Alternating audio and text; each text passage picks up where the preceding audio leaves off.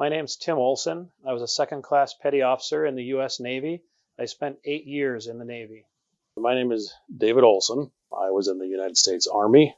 I served from 88 was when I enlisted to 92 was when I got out of the service, and I was an E3. I chose the Navy because I was very interested in aircraft carriers, the work that was done on the flight deck of aircraft carriers. Plus, it was on the heels of a movie called Top Gun that had just been released, and that had a lot of influence on me. I really wanted to work on the flight deck of an aircraft carrier. I chose the Army because I wasn't a big fan, I guess, of the Navy or the Air Force. It seemed to me like they were mostly going to be concentrated in the water and the air, and I didn't want to do that. The Army offered infantry as one of the MOSs, and that's what I was interested in, was being basically just a frontline soldier. I went to boot camp in Great Lakes, Illinois. The conditions there were definitely shocking when you're used to a civilian life. You have to do everything exactly as you're told, and your best bet is to keep your mouth shut and just do exactly as you're told and get out of there without anybody even knowing your name.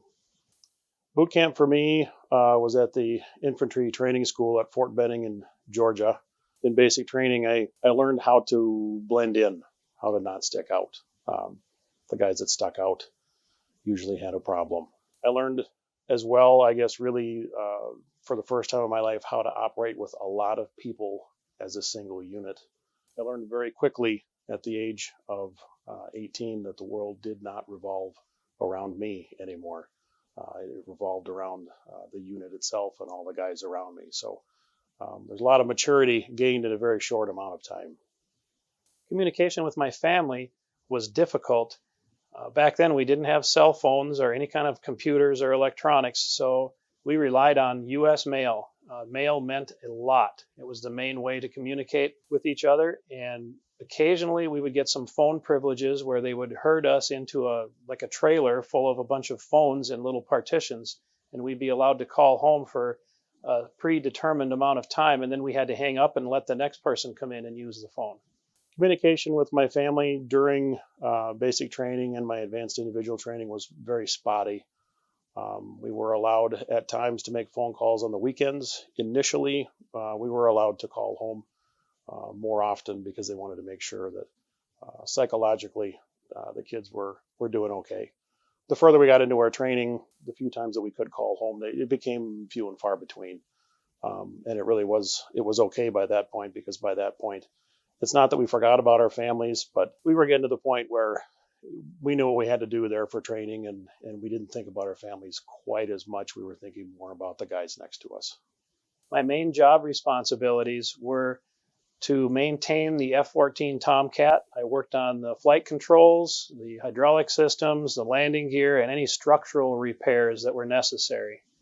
My main job responsibility was to be an infantryman. I was a 60 gunner. I carried the M60. Infantry is a frontline soldier, and basically you try and perfect your skills for wartime. You become a professional in violence, and sometimes it's really fun because there's explosives and guns. Some of my most memorable experiences, well, one in particular was almost getting blown off the flight deck of the aircraft carrier by jet exhaust. It's one of the most dangerous places in the world to work, and you have to pay attention and have your head on a swivel. And sometimes you get yourself in a situation where you have to lay down on the deck and grab onto something to keep from getting blown over. In that particular case, I was able to grab onto what's called, they're called pad eyes. They're little kind of divots all throughout the flight deck where they have areas to chain the aircraft down. And they serve another purpose. When you're going to get blown over the side, it gives you something to grab onto.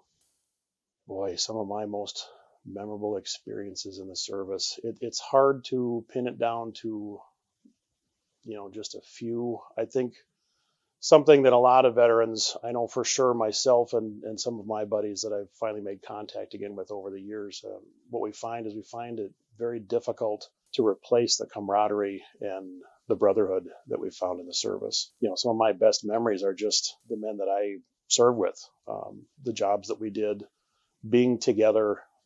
It's a different bond. It's a bond that you can't really find, that I've found at least in the civilian world anywhere. It's not replaceable. My service affected my life in many ways. It taught me leadership. It taught me teamwork, tolerance for other people and their differences, how to get along with many different people. I made a lot of friends.